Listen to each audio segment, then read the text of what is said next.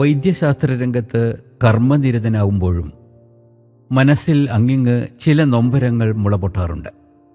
വൈദ്യശാസ്ത്ര രംഗം കഥകളുടെ ഒരു മഹാസാഗരമാണ്. ഞങ്ങളിലൂടെ കടന്നു പോകുന്ന ഓരോ രോഗിക്കും അവരുടെ കുടുംബങ്ങൾക്കും ഒക്കെ ഒരുപാട് കഥകൾ പറയാനുണ്ട്. ശാസ്ത്രത്തിൻ്റെയും സാങ്കേതികതയുടെയും നൂലിഴകളിൽ പലപ്പോഴും ഈ വൈകാരികതയെ നാം കാണാതെ പോകുന്നു എന്നതാണ് പ്രശ്നം.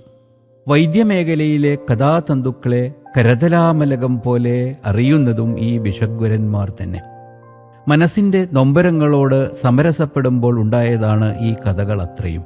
ഇതിലെ ഭൂരിപക്ഷം കഥകളും എഴുതിയത് 2005 പലതും ദേശാഭിമാനി വാരികയിൽ പ്രസിദ്ധീകരിച്ചു. പിന്നെ ഒരു നീണ്ട ഇടവേള, 12 വർഷം. പിന്നീട് ഇപ്പോഴാണ് വീണ്ടും ചിലത് കുറിക്കുന്നത്. നീലക്കുറിഞ്ഞിയെപ്പോലെ മനസ്സിലെ മടിത്തട്ടിലെ പൂക്കാലവും. സ്ട്രോബിലാന്തസ് എന്നത് നീലക്കുറിഞ്ഞിയുടെ ശാസ്ത്രനാമമാണ്. ഈ പുസ്തക സമാഹാരത്തിലെ ഒരു പ്രധാനപ്പെട്ട കഥയാണ് സ്ട്രോബിലാന്തസ്. ആ നാമം തന്നെ ഈ പുസ്തകത്തിന് കൊടുക്കാൻ നിർദ്ദേശിച്ചത് ലിബി അക്ബറാണ്. എഴുത്തിന് എൻ്റെ ചാലകശക്തി എൻ്റെ അധ്യാപകർ തന്നെ. സാറ ജോസഫ്, ദേശമംഗലം രാമകൃഷ്ണൻ, VP ശിവകുമാർ, പാലക്കീഴ് നാരായണൻ, ദേവരാജൻ മീഞ്ചന്ത തുടങ്ങിയ എൻ്റെ മലയാളം അധ്യാപകർ എന്നെ എഴുത്തിന് അവരറിയാതെ തന്നെ പ്രേരിപ്പിച്ചു, സ്വാധീനിച്ചു. VR സുധീഷ് ആണ് എന്നെ ആദ്യം എഴുതാൻ പ്രേരിപ്പിച്ചത്. Shrimati KP Sudheera, TA Razak, VT Murali, doctor Mehroof Raj തുടങ്ങിയ സുഹൃത്തുക്കളുമായുള്ള സംസർഗം എൻ്റെ എഴുത്തിനെ സ്വാധീനിച്ചിട്ടുണ്ട്. മനസ്സുറച്ച കാലം മുതൽ മറ്റാരെപ്പോലെയും എന്നെയും MTയുടെ രചനകൾ സ്വാധീനിച്ചു. പലപ്പോഴായി കുറിച്ച ഈ ഭ്രാന്തിൻ്റെ അക്ഷരങ്ങളെ പുസ്തക രൂപത്തിലാക്കാൻ ലിബി അക്ബർ മുമ്പോട്ട് വന്നപ്പോൾ ഒരു സ്ട്രോബിലാന്തസ് സ്വപ്നം പുസ്തകമായി. എന്നെ മനസ്സുകൊണ്ടറിയുന്ന എൻ്റെ പ്രിയപ്പെട്ട സജീവൻ ഇതിന് അവതാരിക എഴുതുമ്പോൾ ഈ കൊച്ചു പുസ്തകം നിങ്ങളുടെ മുമ്പിൽ വിനയപൂർവ്വം സമർപ്പിക്കുന്നു. സ്ട്രോബിലാന്തസിൻ്റെ ശ്രവ്യരൂപമായ ഓഡിയോ ബുക്ക് പുറത്തിറക്കുകയാണ്. നവമാധ്യമങ്ങളുടെ കാലമായ ഇക്കാലത്ത് ഓഡിയോ ബുക്കിൻ്റെ പ്രാധാന്യം വളരെ കൂടുതലാണ്. മലയാളം മനസ്സിലാവുന്ന എന്നാൽ വായിക്കാൻ ബുദ്ധിമുട്ടുള്ളവർക്കും കേൾവിയിലൂടെ കഥകളെ അറിയാൻ ആഗ്രഹിക്കുന്നവർക്കും മറ്റും ഈ ഓഡിയോ ബുക്ക് ഉപകാരപ്പെടും എന്ന് കരുതുന്നു. ഈ ഉദ്യമത്തിൽ ഇതിലെ കഥകൾക്ക് ശബ്ദവും ഭാവവും നൽകിയ ബോബി C മാത്യു, ഐശ്വര്യ, ആര്യ പ്രകാശ്, നീലിമ വിനോദ് എന്നിവർക്ക് ഞാൻ ഹൃദയത്തിൻ്റെ ഭാഷയിൽ നന്ദി രേഖപ്പെടുത്തുന്നു. സ്ട്രോബിലാന്തസിലെ കഥകളുടെ ശ്രവ്യാവിഷ്കാരം, റെക്കോർഡിംഗ്, ശബ്ദമിശ്രണം തുടങ്ങിയ സാങ്കേതിക സഹായങ്ങൾ നൽകിയ കോഴിക്കോട്ടെ പ്രശസ്തമായ യൂണിറ്റി സ്റ്റുഡിയോയ്ക്കും സർവോപരി ശ്രീ ബിജുവിനും പ്രത്യേകം നന്ദി പറഞ്ഞുകൊണ്ട് ഈ ശ്രവ്യ പുസ്തകം നിങ്ങളുടെ മുമ്പിൽ സവിനയം സമർപ്പിക്കുന്നു.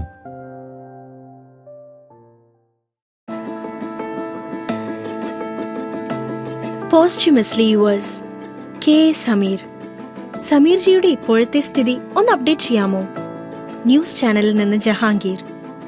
2 ദിവസം മുൻപ് സമീറിനെ ഓപ്പറേറ്റ് ചെയ്ത ഡോക്ടറെ ഞാൻ കണ്ടിരുന്നതാണ്. പ്രത്യേകിച്ച് എന്തെങ്കിലും പ്രശ്നമുള്ളതായി പറഞ്ഞില്ല. ഞാൻ കാറ് റോഡരികിലേക്ക് നിർത്തിക്കൊണ്ട് പറഞ്ഞു, എന്തെങ്കിലും പ്രശ്നം? അല്ല, ഒരു ക്വിക്ക് അപ്ഡേറ്റ് വേണം. തെല്ലിടം നിർത്തി ജഹാംഗീർ തുടർന്നു. ഒരു സ്ഥിരീകരണം. ശബ്ദത്തിൽ ഒരു വല്ലാത്ത പതർച്ച. ഞാൻ തിരിച്ചു വിളിക്കാം. ഹാൻഡ്സ് ഫ്രീ ഫോൺ കട്ട് ചെയ്തപ്പോൾ FM റേഡിയോയിൽ ജോക്കികൾ നിർത്താതെ ചിലച്ചു. ഇന്നത്തെ സൂര്യഗ്രഹണത്തെപ്പറ്റി വാതോരാതെ പറഞ്ഞുകൊണ്ടേയിരുന്നു. തൊട്ടു പിന്നാലെ കയറി വന്ന പാട്ട് വല്ലാതെ വെറുപ്പിക്കുന്നതായി തോന്നി. ഞാൻ FM ഓഫ് ചെയ്തു. കാറിൽ ഇരുന്നു കൊണ്ട് തന്നെ വെറുതെ വലതുവശത്തുള്ള വലിയ ഹോർഡിങ്ങിലേക്കൊന്ന് നോക്കി. മലയാളത്തിലെ പ്രശസ്ത സിനിമാ കലാകാരന്മാരും ഗായകരും അണിനിരക്കുന്ന നൃത്ത സംഗീത സന്ധ്യ, ശ്രീരാഗം. കൂറ്റൻ ഹോർഡിങ്ങിനുമപ്പുറം സ്വപ്നനഗരിയിൽ നിന്നും ശ്രീരാഗത്തിന്റെ താളമേളനങ്ങൾ. ഏതോ ഒരു ചാനലിന് വേണ്ടിയുള്ളതാണത്രേ. വൈകുന്നേരത്തിന്റെ മ്ലാനത ഒരു നഷ്ടബോധം പോലെ എന്നെ കീഴടക്കാൻ ശ്രമിച്ചു. അസ്തമയ സൂര്യനെ ചന്ദ്രന്റെ നിഴൽ ഗ്രസിച്ചപ്പോൾ സൂര്യമുഖം വാടി. സൂര്യാംശു ഭൂമിയുടെ വേദനയായി ഒരു നിഴൽ പോലെ പടർന്നു. സമീറിന്റെ ശസ്ത്രക്രിയ സ്വാമിജിയുടെ ആതുരാശ്രമത്തിൽ വെച്ചായിരുന്നു. ബ്രദർ, നാളെ ഞാൻ അഡ്മിറ്റ് ആവുകയാണ്. ഇന്നത്തെ അത്താഴം എന്റെ കൂടെയാവണം. സമീർജിയുടെ ശബ്ദത്തിൽ സ്നേഹത്തിന്റെ പെരുമഴക്കാലം, ആർദ്രതയുടെ കാണാക്കനവും. നല്ല തിരക്കുണ്ട്, എന്നാലും വരാം. ഒരു 7-7:30 തന്നെ എത്തണം. എന്തെങ്കിലുമൊക്കെ സംസാരിച്ചിരിക്കാം. ബ്രദർ, വാമഭാഗത്തെയും സന്താനത്തെയും കൂട്ടണം. സമീർജി ഉറപ്പ് പറയുന്നില്ല. ഞാൻ ശ്രമിക്കാം. തിരക്കിന്റെ കാണാക്കണക്ക് പുസ്തകത്തിലെ കള്ളികളിൽ പരതി പരതി കണക്കുകൾ തെറ്റിച്ചുകൊണ്ട് ഞാൻ എന്തൊക്കെ സംഭവിച്ചാലും ഇന്ന് സമീർജിയെ കണ്ടേ പറ്റൂ. ഞാൻ സ്വയം ബോധ്യപ്പെടുത്താൻ ശ്രമിച്ചു. എഴുത്തിന്റെ ലോകത്തും സിനിമയിലും പറിച്ചു മാറ്റാനാവാത്ത വേരുകളുടെ വ്യക്തിത്വം. ഭാഷയ്ക്ക് സമീറിയൻ ശൈലി ഒരു വരപ്രസാദം. തിന്മയോടും ജാതിമത വൈകല്യങ്ങളോടും നിരന്തരം കലഹിക്കുന്ന സമീറിന്റെ കഥാപാത്രങ്ങൾ, അതിനുമപ്പുറം മനുഷ്യബന്ധങ്ങൾക്ക് നവകാലിക മൂല്യച്യൂതികൾക്കുമപ്പുറം സമരസപ്പെടുന്ന ഒരാൾ. അതൊക്കെയാണ് സമീർജി. ഞാൻ വാച്ചിൽ നോക്കി. തെല്ല് കുറ്റബോധത്തോടെ 7:30 മണി കഴിഞ്ഞു. പുറത്ത് ഇരുട്ട് വീണിരിക്കുന്നു. എനിക്ക് ഇതുവരെ ഇറങ്ങാൻ കഴിഞ്ഞിട്ടില്ല. അതിനിടെ ഓഫീസിലെ പ്രതീക്ഷിതവും അപ്രതീക്ഷിതവുമായ ഒരുപാട് വള്ളികൾ. ഞാൻ മനസ്സുകൊണ്ടും ശരീരം കൊണ്ടും വല്ലാതെ ധൃതി വച്ചു. വാച്ചിലെ സമയസൂചികളുടെ വേഗത എന്നെ കീഴ്പ്പെടുത്തി. മണി 8:30 കഴിഞ്ഞു. ഞാൻ സമീർജിക്ക് കൊടുത്ത വാക്ക്. ഞാൻ ഫോൺ എടുത്തു. സമീർജിയെ വിളിക്കാൻ ഫോൺ ബുക്കിൽ കയറി. അതിനു മുൻപേ തന്നെ സമീർജിയുടെ ഫോൺ. ഫോണിൽ സമീർജിയുടെ ചിരിക്കുന്ന പ്രൊഫൈൽ പിക് തെളിഞ്ഞു. K calling. തെല്ലൊരു കുറ്റബോധത്തോടെ ഞാൻ ഫോൺ എടുത്തു. ബ്രദർ, ഫ്രീ ആയില്ല അല്ലേ? Sameerji, I am very very sorry. തീരെ പ്രതീക്ഷിക്കാതെ ചില ചുറ്റിക്കെട്ടുകൾ. തീർത്തിട്ടും തീരാത്ത core committee, faculty meeting, planning meeting. കളത്തിന് പുറത്തുള്ള ഈ കളികൾ എന്നെ വട്ടുപിടിപ്പിച്ചു. വൈദ്യവും ഭരണവും മുഖാമുഖമല്ലാതെ കൊമ്പു കോർക്കുന്ന വൈരുദ്ധ്യങ്ങളിൽ തകർന്നു വീണ സമയസൗധങ്ങളുടെ അമൂർത്തമായ നിഴൽപ്പാടുകൾ. സമീർജി, ഇപ്പോൾ തന്നെ സമയം 8:30. ഞാൻ മീൻചന്തയിലെത്തുമ്പോഴേക്കും 9 കഴിയും. ബ്രദർ, എത്ര വൈകിയാലും വരണം.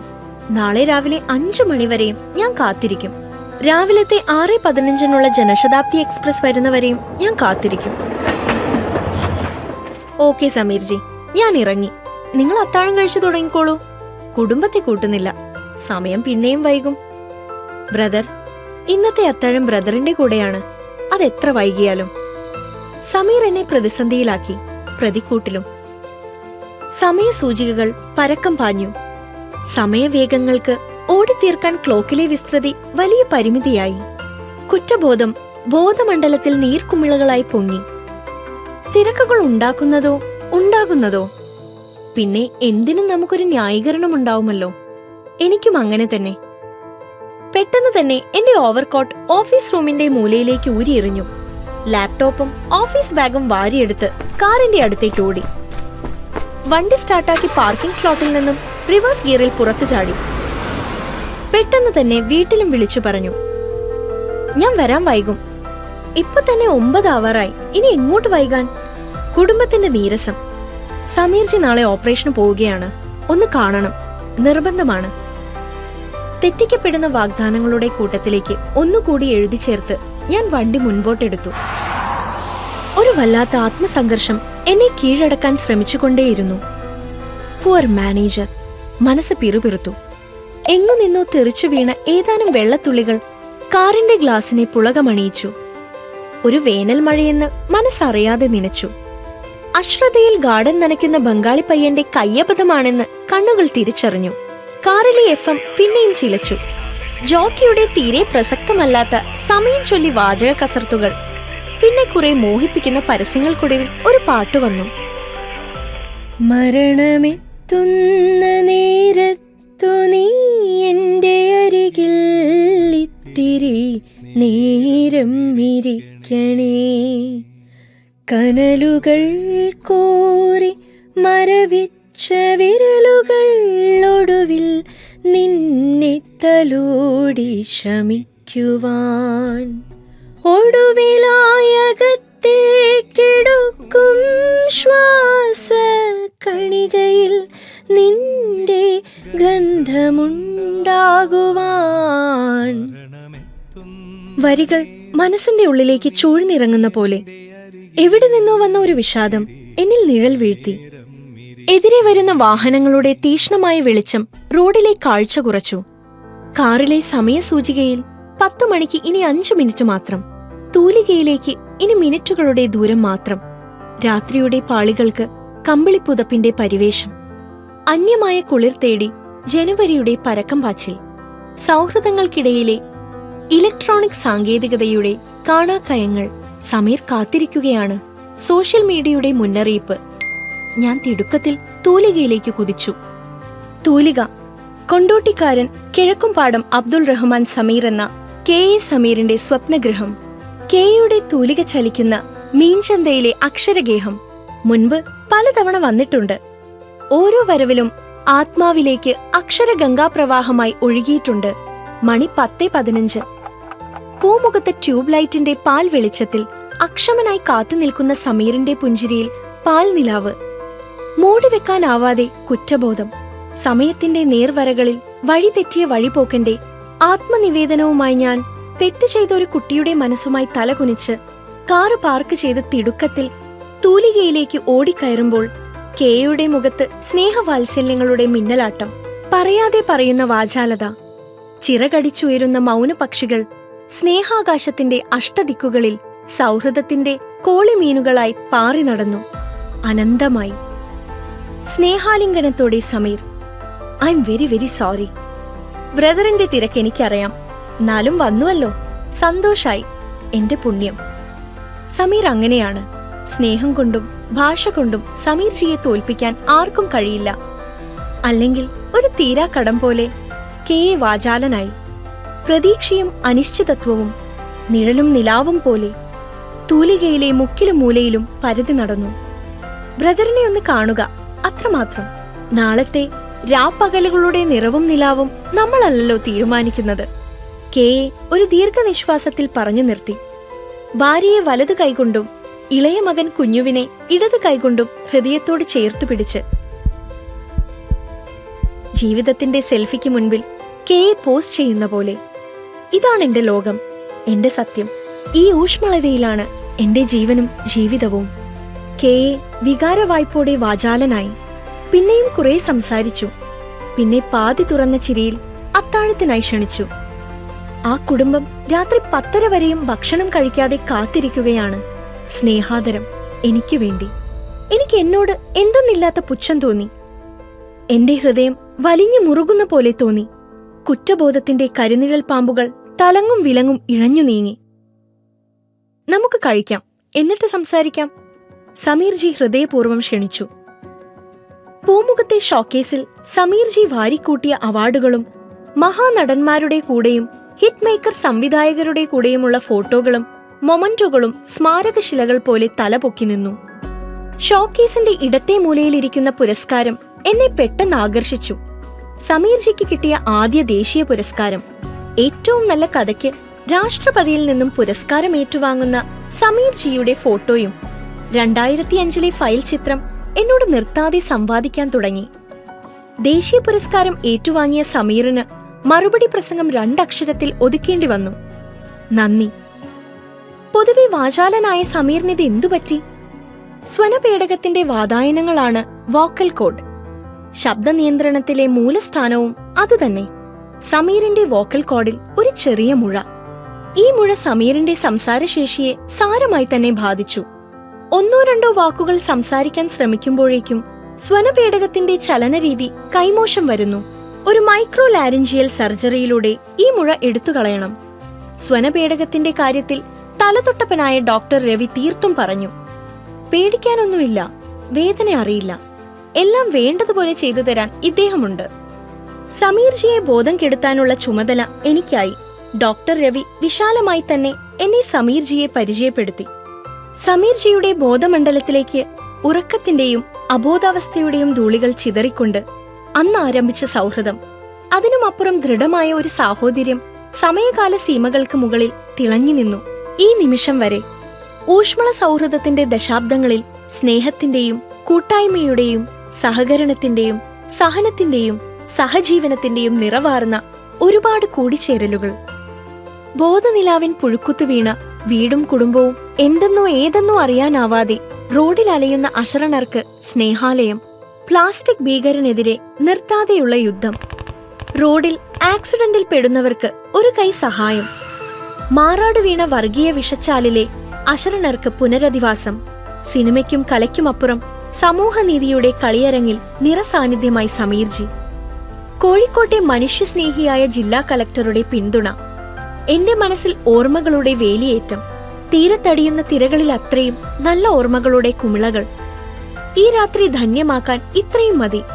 മനസ്സിന്റെ ആത്മഗതം. സമീറിന്റെ ഡൈനിങ് ഹാളിലെ വലിയ ക്ലോക്കിൽ മണി 11. മുറിയുടെ മൂലയിൽ താഴ്ന്ന ശബ്ദത്തിൽ പ്രണയാർദ്രമായി സൂഫി സംഗീതം. ഇതൊക്കെയാണ് സാക്ഷാൽ തൂലിക. ബ്രദർ, നമുക്ക് കഴിക്കാം. ബീവി ബ്രദർ വരുന്നതുകൊണ്ട് പ്രത്യേകം ഉണ്ടാക്കിയതാണ്. തീൻമേശയിൽ സമീറിന്റെ ബീവിയുടെ കൈപുണ്യവും ആതിഥേയത്വം കലർന്ന അത്താഴത്തിന്റെ സൗരഭം തലശ്ശേരി ദം ബിരിയാണിയുടെ ഗന്ധമായി പടർന്നു പൊങ്ങി. എനിക്കിവളെക്കുറിച്ചാണ് ആദി. കൈ കഴുകുന്നതിനിടയിൽ സമീർജി പറഞ്ഞു നിർത്തി, തെല്ലൊരിടർച്ചയോടെ. സുലേഖ സമീറിന്റെ രണ്ടാം ഭാര്യയാണ്. ആദ്യ ഭാര്യയും മക്കളും വെൽ സെറ്റിൽഡ് ആണ്. കാലം നാം തീരെ ആഗ്രഹിക്കാത്ത ആ വഴിയിലൂടെ നടക്കാൻ പ്രേരിപ്പിക്കും. നടന്നു തീരുമ്പോൾ ശരിയേത് തെറ്റേത് എന്നൊന്നും തിരിച്ചറിയാനാവാത്ത വിധം വഴികൾ സങ്കീർണമാകും. ഇവളാണെങ്കിൽ ഒരു അന്തവും കുന്തോ ഇല്ലാത്തോളാ. ചെറിയോൻ, ഓൻ എന്റെ ജീവനാ. എന്റെ എല്ലാം കിട്ടിയതോനാ, സാമ്പത്തിക ഒഴികെ. സമീർജി നിർത്താതെ സംസാരിച്ചുകൊണ്ടിരുന്നു. പിന്നെ ചെറിയ മോനെ മാറോട് ചേർത്ത് ഭക്ഷണത്തിന് മുൻപിലിരുന്നു. ഒരു പിടി ചോറവന്റെ വായിലേക്ക് വച്ചു. അവന്റെ മൂർധാവിൽ ചുണ്ടമർത്തി. സമീർ അകാലങ്ങളിൽ കണ്ണയച്ചു. കണ്ണുകൾ ആർദ്രമായി. അയലത്തെ വീട്ടിൽ നിന്നാരോ മുരുകൻ കാട്ടാക്കടയുടെ കവിതാശകലം ഉച്ചത്തിൽ മൂളി. അർദ്ധരാത്രിയുടെ നിശബ്ദതയിൽ അത് അലയടിച്ചു. ഞങ്ങളുടെ ഇടയിൽ പെരിയുമ്പോഴേതോ നനഞ്ഞ കൊമ്പിൽ നിന്നും നിലതെറ്റി വീണ് രണ്ടിലകൾ നമ്മൾ എപ്പോഴോ തട്ടി തകർന്നു വീഴുന്നു നാം. നഷ്ടങ്ങളറിയാതെ നഷ്ടപ്പെടുന്നു നാം. ഒരു ഭ്രാന്തൻ ചെക്കനാണ്. ഓർമ്മയിൽ ബാക്കിയായത് കവിതകൾ മാത്രം. ഭ്രാന്തിന്റെ നട്ടുച്ചയിൽ അലസമായി അലയും. നട്ടപ്പാതിരയിൽ കവിതയായി സ്മൃതിയിൽ ലയിച്ചിറങ്ങും. ഭ്രമമായ പ്രണയത്തിന്റെ ശബ്ദസാക്ഷി. നാളെ സ്വാമിജിയുടെ മൾട്ടി സ്പെഷ്യാലിറ്റി ആശുപത്രിയിൽ അഡ്മിറ്റ് ആകണം. 3-4 ദിവസത്തെ തയ്യാറെടുപ്പുകൾ, ടെസ്റ്റുകൾ, പരിശോധനകൾ, 5-ാം നാൾ സർജറി. എന്റെ സഹോദരൻ തന്നെയാണ് കരൾ പകുത്തു നൽകുന്നത്. മുജ്ജന്മ സുഹൃതം, മഹാനടൻ എല്ലാം വിളിച്ചു പറഞ്ഞിട്ടുണ്ട്. 1 മാസത്തിനകം പുതിയ ജീവനായി, ജീവിതവുമായി തിരിച്ചു വരാനാകും. പാതി വഴിയിൽ നിർത്തിയതും അല്ലാത്തതുമായ ഒരുപാട് പദ്ധതികളുണ്ട്. ആരോഗ്യം തന്നെയാണ് പ്രധാനം. അതില്ലെങ്കിൽ ഒന്നുമില്ല. ഇനി അങ്ങോട്ട് സൃഷ്ടി മാത്രമായിരിക്കും എന്റെ ലഹരി. കൃത്രിമ ലഹരി നമ്മെ ഒന്നുമല്ലാതാക്കുമെന്ന് തിരിച്ചറിയാൻ വൈകിപ്പോയി. ബ്രദർ എനിക്ക് വേണ്ടി പ്രാർത്ഥിക്കണം. ഇവരുടെ മേൽ ഒരു കണ്ണു വേണം. പിന്നിട്ട ജീവിതത്തിന്റെ നേരറിവുകളും തിരുത്താനാവാതെ പോയ തെറ്റുകളും എല്ലാത്തിന്റെയും ആകെ തുകയാണ് ഈ ശിക്ഷ. ഇനിയിപ്പോൾ വീണ്ടും വീണ്ടും ജാതകം നോക്കിയിട്ട് കാര്യമില്ല. വരാനുള്ളതൊന്നും വഴിയിൽ തങ്ങില്ലല്ലോ.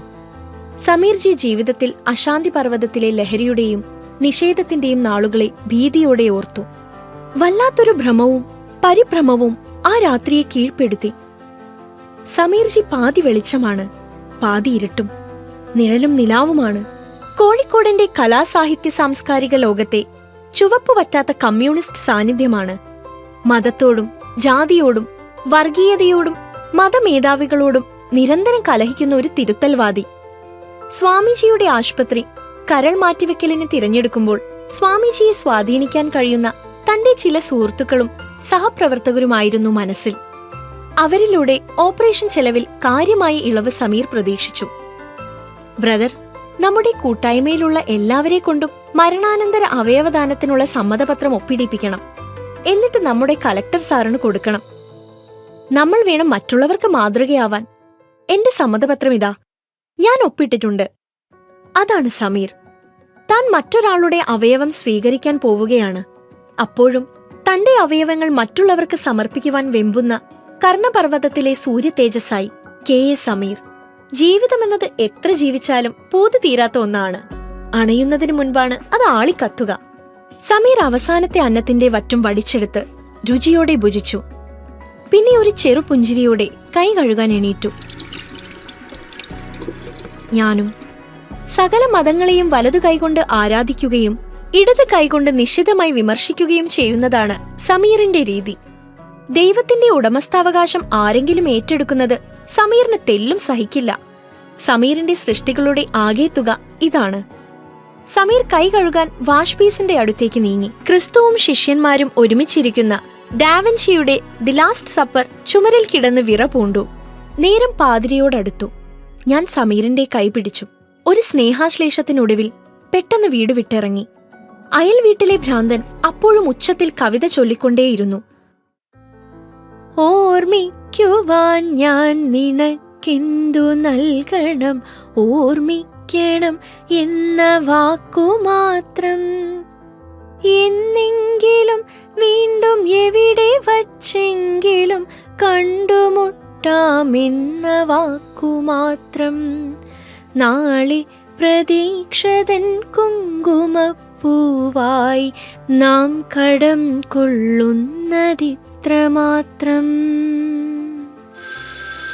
ജഹാംഗീറിന്റെ ഫോൺ ഒറ്റ റിങ്ങിൽ തന്നെ കണക്റ്റഡായി. ഞാൻ പരമാവധി ശ്രമിച്ചു. ട്രാൻസ്പ്ലാന്റ് ഐസിയുമായി ബന്ധപ്പെടാൻ ഒരു തരത്തിലും കഴിയുന്നില്ല. സമീർജിയെ ഓപ്പറേറ്റ് ചെയ്ത സർജനെ 2 ദിവസം മുൻപ് ഒരു മീറ്റിംഗിൽ വെച്ച് കണ്ടിരുന്നു. എന്തെങ്കിലും അപാകതകളുള്ളതായി സൂചിപ്പിച്ചില്ല. ഇപ്പോൾ അദ്ദേഹത്തിന്റെ ഫോണും സ്വിച്ച്ഡ് ഓഫ് ആണ്. ഞാനൊരൽപ്പം കിതപ്പോടെ പറഞ്ഞു നിർത്തി. ജഹാംഗീറിന്റെ മാധ്യമ മനസ്സിനെ ഈ മറുപടി തീരെ തൃപ്തിപ്പെടുത്താനായില്ല. അയാൾ വേഗത്തിൽ ഫോൺ കട്ട് ചെയ്തു. ഞാൻ പിന്നെ വിളിക്കാം.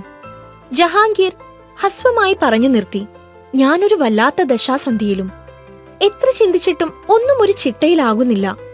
തലയ്ക്കൊരു മരവിപ്പ്. ഒരു ഡോസ് കെറ്റമിനും ഫെൻട്രാനലും ചേർത്ത് കുത്തിവെച്ച പോലെ. ആളുകളെ ബോധം കെടുത്താൻ ഉപയോഗിക്കുന്ന മരുന്നുകൾ ഇന്ന് ആളുകൾ ലഹരിക്കും ഉപയോഗിക്കുന്നു. സാധാരണക്കാരന്റെ ഭാഷയിൽ പറഞ്ഞാൽ 2 ലാർജ് വോഡ്കയും വിസ്കിയും ഒരുമിച്ച് വെള്ളം ചേർക്കാതെ സേവിച്ച പോലെ. ഞാൻ സ്വാമിജിയുടെ ആശുപത്രിയിലുള്ള എന്റെ സുഹൃത്തുക്കളെ നിരന്തരമായി ബന്ധപ്പെടാൻ ശ്രമിച്ചു. പക്ഷെ ആരും ഒന്നും വിട്ടുപറയുന്നില്ല. എന്തെങ്കിലും ഒരു പ്രശ്നം മണക്കാതെ ജഹാംഗീർ ഇങ്ങനെ വിരളി പിടിക്കില്ല. സമീർജി എന്റെ അടുത്ത സുഹൃത്താണ്. സഹോദരനിൽ നിന്നും കരൾ പകുത്തു വാങ്ങി ഇന്നത്തേക്ക് 10 ദിവസം. ഇപ്പോൾ പെട്ടെന്ന് എനിക്കൊന്നും മനസ്സിലാവുന്നില്ല. ജഹാംഗീറിനെ പൂർണ്ണമായും വിശ്വസിച്ചുകൂടാ. പാതി സുഹൃത്തായിരിക്കുമ്പോൾ തന്നെ പാതി കൗശലക്കാരനായ മാധ്യമപ്രവർത്തകനുമാണ്. ഒരു സ്ക്രോളിംഗ് ന്യൂസ് വെറുതെ കളയില്ല. ചാനലുകൾ വാർത്തയ്ക്ക് വേണ്ടി വിരളി പൂണ്ട് പരക്കം പായുന്ന കാലമാണ്. ഹലോ സർ, എന്താ വിളിച്ചത്? സ്വാമിജിയുടെ കോളേജിൽ നിന്നും മെഡിസിനിൽ PG കഴിഞ്ഞ ശേഷം എന്റെ ടീമിൽ ജോലി ചെയ്യുന്ന ഡോക്ടർ സാമുവൽ അലക്സ് ആണ്. അലക്സ്, ഒരു വിവരം അറിയാനുണ്ടായിരുന്നു. എന്റെ സുഹൃത്ത് സമീർ ലിവർ ട്രാൻസ്പ്ലാന്റിനു ശേഷം സ്വാമിജിയുടെ ആശുപത്രിയിലാണ്. കുറച്ച് അപ്ഡേറ്റ്സ് വേണം. സാറിന്റെ മെസ്സേജ് കണ്ടപ്പോൾ തന്നെ ഞാൻ ICUമായി ബന്ധപ്പെടാൻ ശ്രമിച്ചു. പക്ഷെ ഒരു ക്ലിയർ പിക്ചർ ആരും തരുന്നില്ല. എന്നാലും പുള്ളി അല്പം ക്രിട്ടിക്കലാണെന്നാണ് കേട്ടത്. Oh my god! ഞാൻ കാറ് റോഡരികിലേക്ക് ചേർത്തു നിർത്തി. സ്വപ്നനഗരിയിലെ കൂറ്റൻ സ്റ്റേജിൽ കലാമാമാങ്കം തുടങ്ങിക്കഴിഞ്ഞു. 75,000 വാട്ട് സൗണ്ട് സിസ്റ്റത്തിലൂടെ മാമാങ്കത്തിന്റെ അലയൊലികൾ ഡിജിറ്റൽ വ്യക്തതയോടെ റോക്കും ജാസും കോമഡിയും സമാസമം ചേർത്ത് കാണികളിലേക്ക് ഒഴുകിയെത്തി. കനത്ത ശബ്ദവീചികൾ ബാരിക്കേഡും കടന്ന് റോഡരികിലുള്ള എന്റെ കാറിന്റെ വാതായനങ്ങളെ ത്രസിപ്പിച്ചു. ശ്രീരാഗം പരിപാടി സമീറിന്റെ ചികിത്സയ്ക്ക് ധനം സമാഹരിക്കുന്നതിനു വേണ്ടിയാണ്. ആരോ പിറുപിറുത്തു. ഹോർഡിങ്ങിലൊന്നും അങ്ങനെ എഴുതി കണ്ടില്ല. ഞാൻ വീണ്ടും ജഹാംഗീറിനെ വിളിച്ചു. സമീർജി ക്രിട്ടിക്കലാണെന്ന് അറിയാൻ കഴിഞ്ഞു. ഞാൻ പതർച്ചയോടെ പറഞ്ഞൊപ്പിച്ചു. ഡോക്ടർ സാബ്, താങ്കൾ വൈകി. സമീർജിയുടെ ഭൗതിക ശരീരം 1 മണിക്കൂർ മുൻപ് ആംബുലൻസിലേക്ക് മാറ്റി. അവർ കോഴിക്കോട്ടേക്ക് പുറപ്പെട്ടു കഴിഞ്ഞു. ചില വിലക്കുകളുള്ളതുകൊണ്ട് വാർത്ത 9:30-ക്ക് ശേഷമേ ഞങ്ങൾ പുറത്തുവിടൂ. ഡോക്ടർ സാബ് പറഞ്ഞത് കോൺഫിഡൻഷ്യൽ. ജഹാംഗീറിന്റെ ശബ്ദത്തിന് വല്ലാത്ത കനം. ഗൗരവമേറിയ കാര്യങ്ങൾ പറയുമ്പോൾ അയാൾ അങ്ങനെയാണ്. ശരാശരി മാധ്യമക്കാരന്റെ മത്സരബുദ്ധിക്ക് മുകളിൽ നിന്ന് ജഹാംഗീർ പറഞ്ഞു നിർത്തി.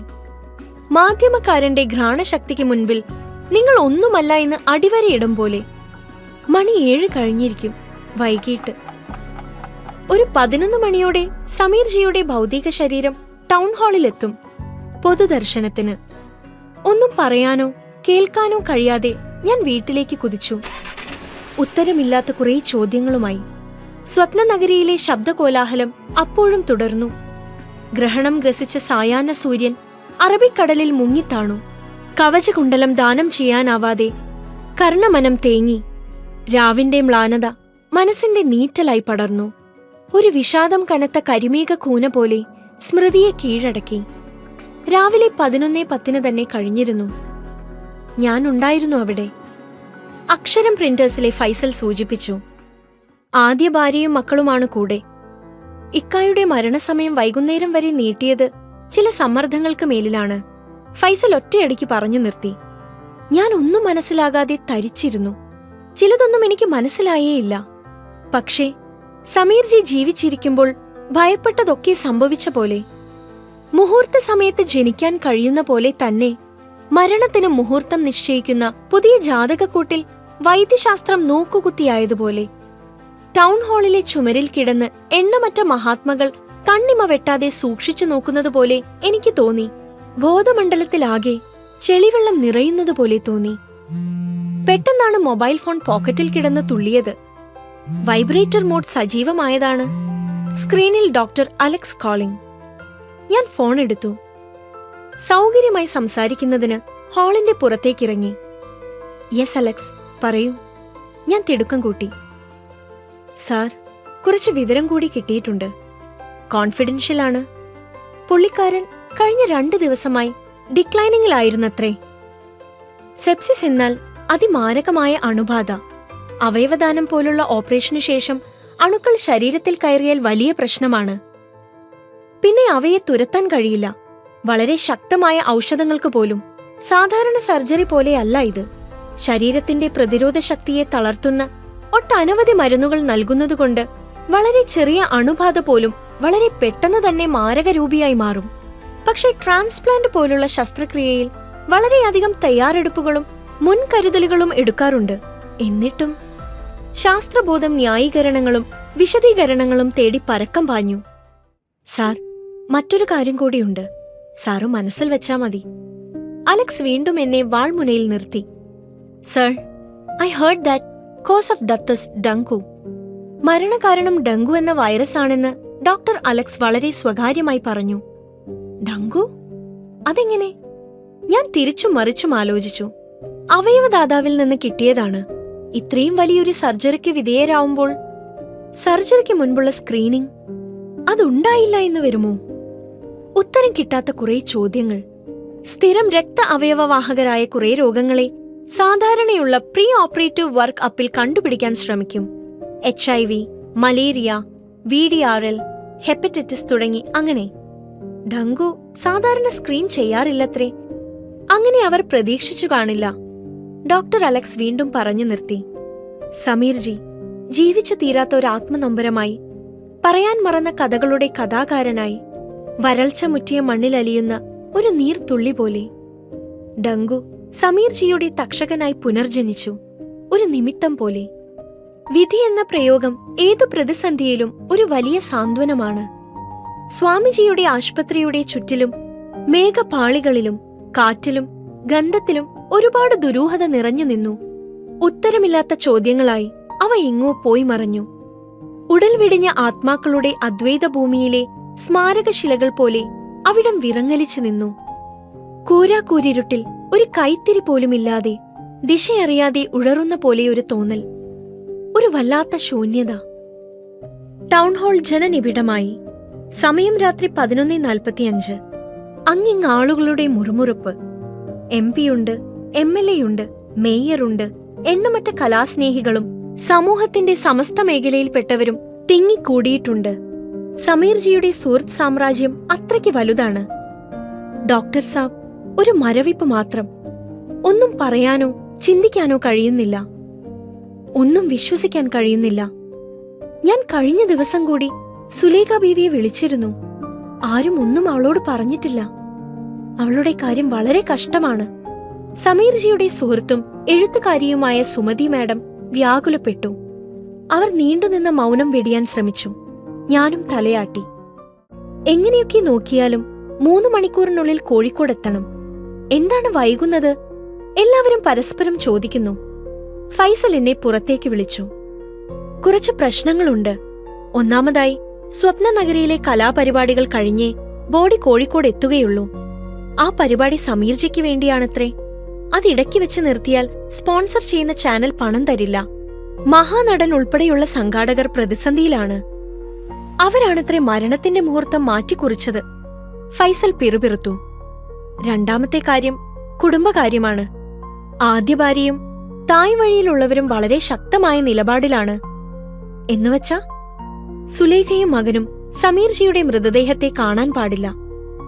ബാപ്പാന്റെ കാലിൽ നമസ്കരിച്ചേ മതിയാവൂ എന്ന വാശിയിലാണ് ചെറിയോൻ. അത് പിന്നെ വേണ്ടേ? സമീറിന്റെ മോനല്ലേ, അവകാശമില്ലേ? ആളുകൾക്ക് എല്ലാ തർക്കങ്ങളും തീർക്കാനുള്ള സമയമാണിത്. നമ്മുടെ ആളുകളുടെ ശേഷക്രിയ ഇങ്ങനെയൊക്കെയാണ്. നമ്മുടെ സംസ്കാരത്തിന്റെ പരിച്ഛേദം. മരിച്ചവരെ നാം ഒരിക്കലും വെറുതെ വിടാറില്ല. തന്റെ മരണശേഷം തന്റെ ദേഹം ഏതെങ്കിലും പള്ളിക്കോ മതമേലാളന്മാർക്കോ കൊടുക്കരുത്. ഒന്നെങ്കിൽ മാവൂർ റോഡിലെ പൊതുശ്മശാനത്തിൽ, അല്ലെങ്കിൽ കോഴിക്കോട് മെഡിക്കൽ കോളേജിലെ വൈദ്യവിദ്യാർത്ഥികൾക്ക്. അവിടെയാണ് അന്ത്യവിശ്രമം കൊള്ളേണ്ടത്. സമീർജി പലതവണ പറഞ്ഞിരുന്നു. പക്ഷെ ഇപ്പോൾ അതൊക്കെ പറഞ്ഞാൽ അടുത്ത മഹായുദ്ധമായിരിക്കും. കഴിഞ്ഞ 12 മണിക്കൂറായി അനാദരവിന്റെ ചൂളയിലാണ്. ആത്മാവ് നിന്ദയുടെ ശാപാഗ്നിയിലാണ്.